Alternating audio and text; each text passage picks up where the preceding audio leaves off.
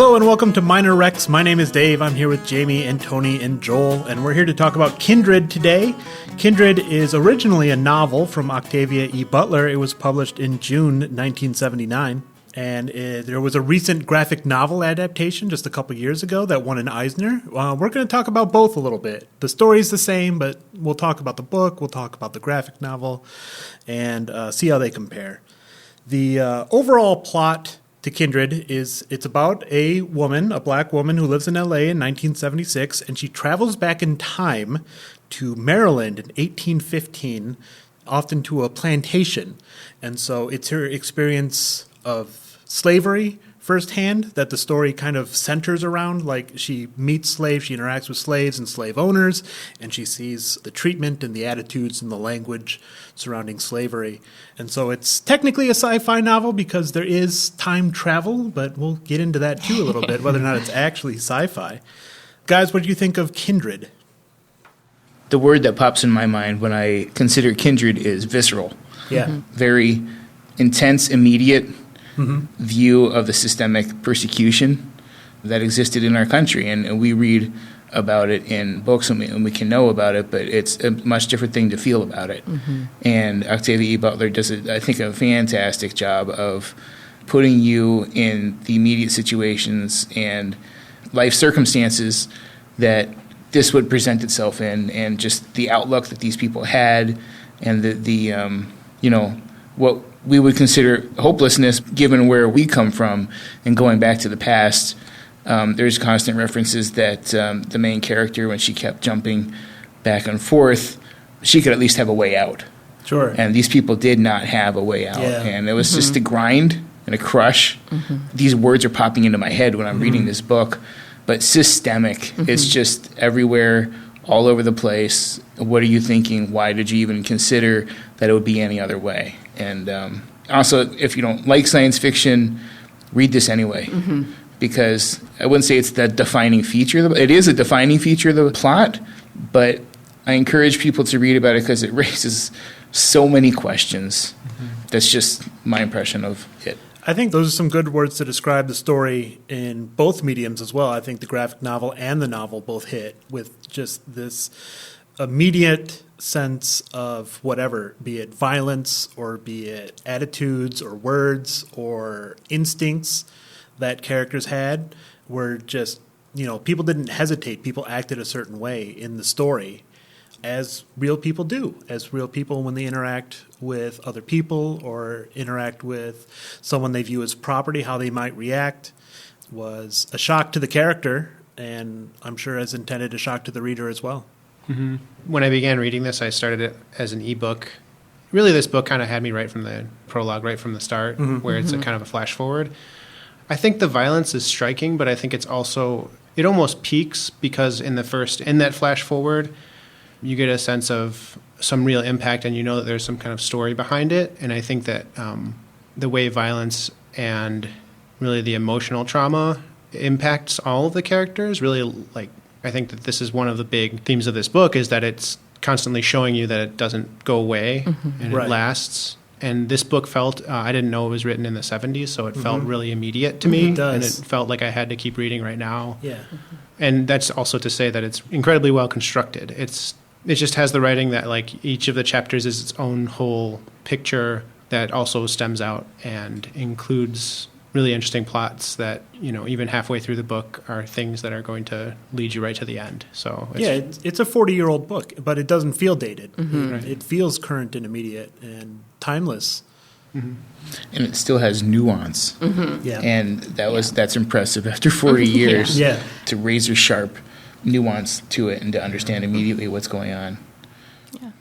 And it's interesting about the nuance is the relationship with Dana, the black protagonist, and Rufus, who is one of the main characters, who is the son of the main slaveholder, the owner of that plantation. And the first time when Dana meets him, he's a young boy. But because time, as she shifts back and forth between Maryland in 1815 and LA now, the time moves differently. So Rufus, the boy back in 1815, will age a lot, but she will only age, a few minutes when she, the time in LA only moves forward a little bit. So they're aging at different speeds. So she gets to see Rufus coming from a young boy into becoming, a man. Octavia Butler shows how Dana tries to influence him, that she believes that, maybe I can kind of change him a little bit, that if he's close to me, that I can kind of help who he becomes in the future, and how those expectations and those hopes and how they're kind of thwarted and frustrated over time is really interesting. It's not like this, to use the phrase, like black and white, like dynamic between the two of them, where she does grow to have some feelings for him, to care for him, even as she sees the trauma he's inflicting on the other people. Mm-hmm. I thought was really well done.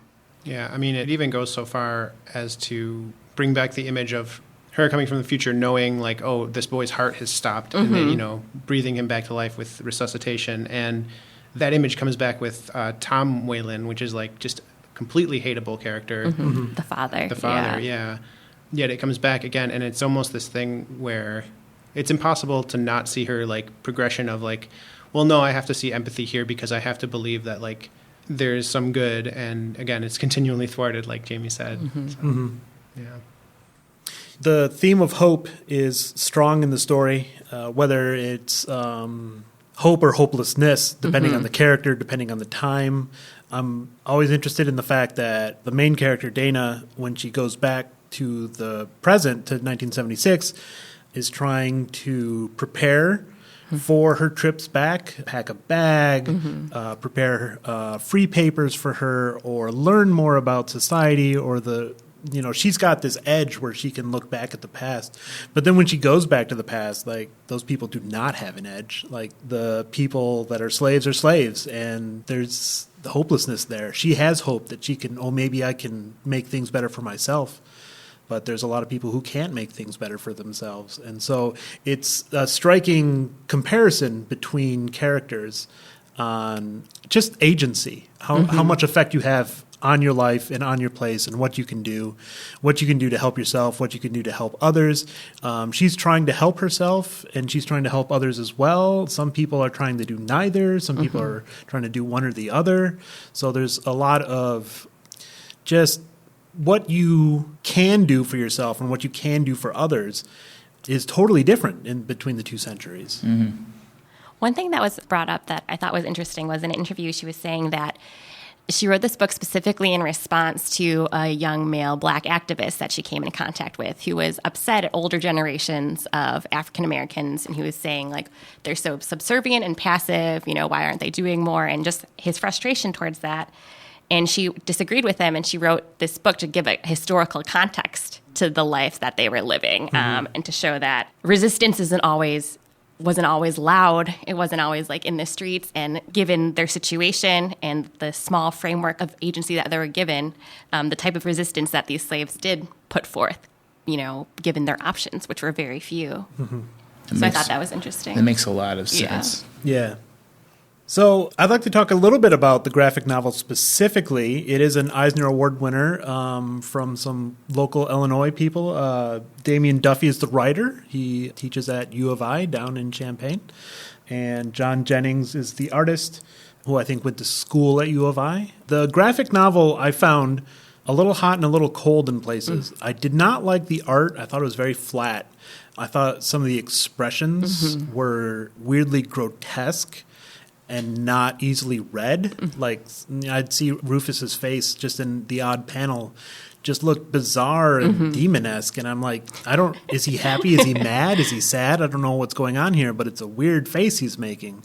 So I don't think a lot of the art struck me. I also thought the prologue was poorly written, but then it really started to hit its stride about halfway through, and I feel like it got a lot better. There's an internal monologue going on that's set aside in panels because she can't always speak, and she can't always speak her mind. And so I thought that was very effective for a graphic novel to show what she says and what she thinks she should say, or what she wishes she could say for herself or to other characters. So it's a great medium. Graphic novel is a great medium for that dichotomy of the way she thinks inside and the way she's acting outside had to be very different. And how do you display that? Well, you can display it very well in a graphic novel. Yeah, I felt similarly. I read about the first half of the graphic novel after I read the actual novel. And I had similar feelings to you where I had difficulty getting into the art. And I felt like the movement was kind of portrayed strangely, where in some panels it seemed very static, like the character would be drawn with her arm out, so it shows like they're supposed to be running, but the way that it's drawn seems like a statue holding its arm out in a strange way. Yeah. I liked how the writing was adapted, but sometimes I felt like the art would be a little too early, where I felt like that action should be happening in the panel after for us to understand it, or that maybe there was pacing issues where you would find out something shocking and then there would be another panel of reaction right away without seeing like a pause, like a panel in between for that break that you Sure. have in the book, but not necessarily in the graphic novel. And I think often in graphic novels, we see a panel of silence here and there where you see like physical reaction or some other type of emotional reaction. And I feel like I needed more breathers in certain places where I felt like the art was paced strangely. I read that the writer was very into the pacing because he wanted the book to go quickly, because he wanted the graphic novel to be, you could read it in one sitting. It's a little long. It's almost 300 pages, which is not the longest graphic novel, but you can do it in a couple hours on a Saturday, right? And that was his number one goal, and I think he achieved that. But maybe at the expense of these other things where it's like, well, we got to keep the page number down. We can't have these spare panels. Extra panels. Yeah. So, on the one hand, he totally succeeded at his goal, I think. It moves. Like, I read it just as fast as I could when I sat down and actually began it. But, yeah, it's a little too much happens too fast for me. I don't know. Maybe he's overtuned by 5% is the way I would describe it. It's not just one sitting. It's slightly faster than one sitting, and that was a little too much for me. Yeah, I was going to comment on one of the positive things I think they did that you can't really do in just prose is that the graphic novel, anytime you're in the present day of the 70s, it's almost like a dreamlight sepia tone. Yeah. And that is just like an interesting stylistic choice that gives kind of the reader awareness that we're almost looking at the past by reading this book, but then we're also looking at the past inside the past. Of course, the colors are actually extremely vivid in the actual narrative from 1815 and forward. And I just think I think that when you're reading the book, you get some of that too. You get some of that feeling like you're leafing through pages of like someone carefully put together this historical report for you to read, you know. So. That's really interesting because in a lot of other graphic novels, when they do a flashback, the flashback is the part that is in muted tones. Right. But here it's setting up like the forward time is the time that's kind of out of time, is the more imaginary time, and the real time is the time of slavery. Yeah. At least from her perspective, I Yeah. suppose, at this Yeah. time in her life, that Yeah. the traveling back in time is more real for her Yes. than being in the present. It's like the Wizard of Oz. Yeah, That's a good point. the real world was in black and white. Right. Yeah, you're right. Maybe that's part of the reference there, part of the homage. I think the character work was fantastic. These characters either stuck out and meant something or didn't. And it was like there wasn't a lot of confusion. Like I knew what Dana was all about. I got what Rufus was all about as he aged, which may have changed. He certainly had a lot of... I kind of feel like it's a different Rufus every time she goes back in time, not just in age and in, you know, how he was illustrated as an older man in the graphic novel or described in the book, but like he had a different set of needs almost every time. Like sometimes, you know, he's got a need for power, and other times he's got a need for affection, and other times he's got a need for validation or escapism or vengeance, because he's a very angry young man in a lot of ways and for a lot of reasons. And I thought that was fascinating. And Dana kind of seems to be his guardian angel, which like a reluctant role as a guardian angel. So, like, I'm clearly here to help this boy. I'm not sure how, but I'm going to do my best. And so she does it, you know, both physically, whether it's saving his life or kind of mentally by either giving him what he needs or not giving him what he needs and telling him, no, you're wrong. You have to do it this way or that way. And right there is the study of why Rufus is acting the way he does. It's almost a nurture in nature Is it because of the times, or is it because of the person? Really, that carries through the whole book of why is he acting this way. I thought that was really a very interesting aspect of that book. Which is great sci-fi, right? You time travel, like, was Rufus always this way? Is he only this way now because Dana was there, or was Dana always there? You know, you kind of wonder about, what if Dana had never gone back? Like, what would his life have been like? What would her life have been like had she not go back in a couple of different ways? Like, you know. What if Kevin, her husband, made a different decision that caused her to, I don't know, if he didn't come back or did come back in one of the times, and that affected the whole continuum as well. You're right. Yeah, which is what I love about sci-fi. I'm a big sci-fi reader, and books that do that pose more questions than they answer in a curious way, not a frustrating way. You know, sometimes books, you know, pose questions and they don't answer them and you're left frustrated. This book, you could, you know, sit on your couch and put down after you're done reading and think about for another hour. Like, oh, what if the story had gone this way? Or what if this character had done that? And I find that to be the great thrill of reading this story. And it did answer a few questions you would have. And one trip back, you mentioned that she prepared herself. She also brought back medicine. I mean, she brought back aspirin back, and there's a lot of need for it. And but she also brought back a history of slavery. And that caused to be problematic afterwards, because then it turned into, it's not a good idea. As we learned in Back to the Future 2, don't bring books from the future back into the past. And that time travel aspect is also interesting because she finds out that Rufus is one of her ancestors. And so one of her goals during a secondary goal, I would say, is trying to ensure that her ancestry line actually continues. That I would say primary. I thought that was interesting as well. Because, like, I don't got to like this guy, but I do got to save his life. Exactly. So that I will exist in the future. Nothing will vest your interest more when you time travel than to realize someone's your ancestor. So I thought that was interesting because even though they did bring up things like that, there's not a huge amount of space given to the actual mechanics. I mean, it's not really a focus at all as to why, I guess, scientifically or in this world this is happening. We kind of just accept that it is, that she gets dizzy, and whenever Rufus needs her, if his life is in danger, she'll go back, and when she's afraid that her life is in danger, she'll go back to her own life. But beyond that, there's not really that much time devoted to it. So I've seen people speculate as to maybe it should be more fantasy fiction, but which it would still going into our library, go into our science fiction department, because on the same show we have fantasy and science fiction in the not named fantasy but named science fiction section. Yeah, we actually had a discussion. I had a discussion with my supervisor about, does this belong here or there? And we disagreed. Fortunately, I prevailed because it's also the author's body of work. Where does it belong in total? And we decided it belongs in sci-fi. So I'm delighted to see the blue sticker on the spine of my brand new copies of Kindred. Science fantasy? Can we do that? In most of their libraries, are they categorized? Yes, in science fiction. In science fiction, okay. Yeah, that's the impression I had before I picked up the book, that Octavia Butler equals science fiction. Yes, absolutely. Yeah. I feel that is absolutely true. Even though this one's the most maybe crossover exactly. genre This splitting. is like the least science fiction-y book, but we don't want to split authors into two different shelves, so we're grouping them together here at Des Plaines into a science fiction. Can I mention the fact that in the first 30 or 40 pages, you don't know that the main character is African American? Is that something that someone picked up on, or no? No, I didn't pick up on that at all.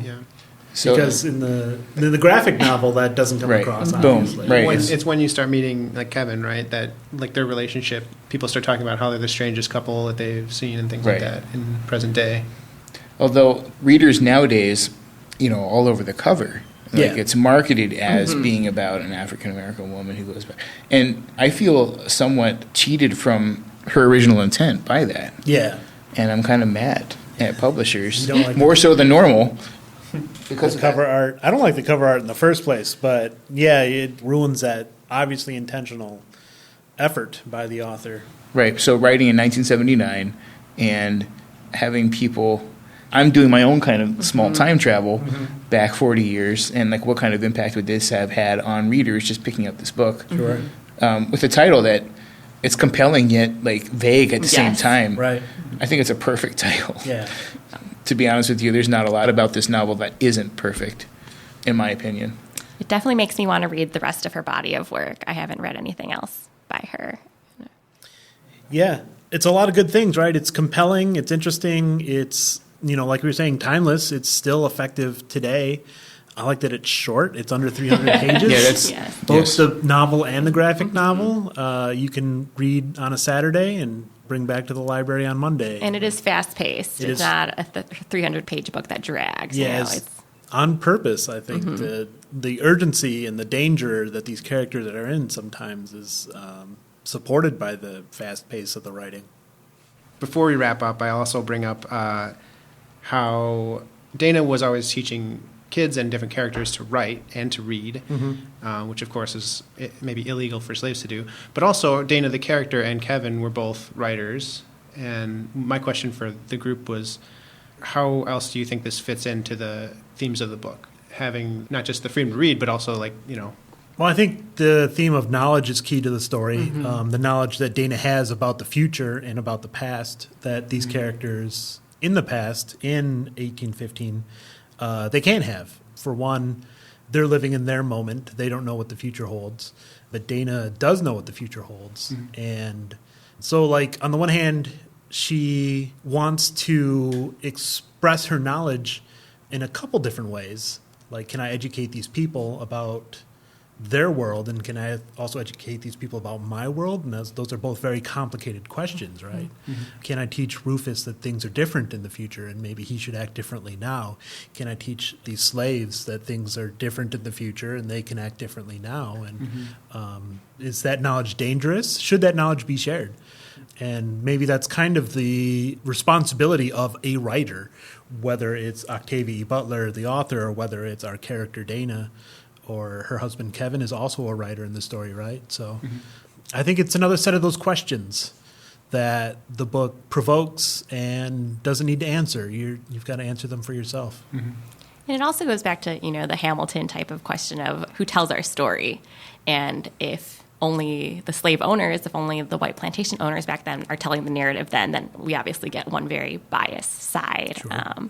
So the fact that they're both kind of recording their histories. And then the reason why Dana knows that Rufus is her ancestor is because in her own family Bible, the first name in the family Bible is Hagar, who is Rufus's daughter and her first known relative there. And she's the one who teaches Rufus's children how to read and write. So the knowledge that she passes on to them then kind of gets put into this recording that she then just uses to find that out. So another kind of circular information, but Good yeah. sci-fi. Yeah. Good sci-fi again. And there's also the circumstance of her writing down her thoughts and feelings and then immediately burning them. So that really just emphasized the process of it. And also other times when she would come back to 1976 and she would just sit in front of it. Of course, you have so much to write about. Not everybody gets to time travel and visit and then come back, and she can't write about any of it. She just stares at her typewriter. And then Kevin, who knows about the future, spends more of elongated time in the past, and then has trouble readjusting, reacclimating to the present time. So I found that interesting as well, where, again, he not only cannot write, but he feels anger towards the writing process. And you're right, there's just a great theme of the written word and what it can mean. And on a broader level to Octavia Butler, when she was writing this, she did a ton of research on slave narratives, like first-person nonfiction slave narratives. But she said that when she was writing this book, she deliberately toned down the actual violence that was there during that time, because she said if she was true to what was experienced, people wouldn't want to read it. It would be too much for the average audience to read.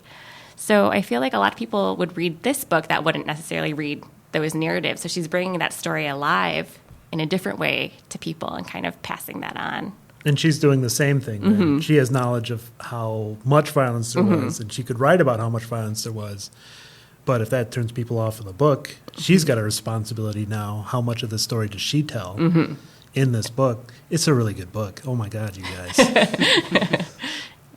And I read this at the same time I was reading Black Klansman for the memoir of Black Klansman for another library program here.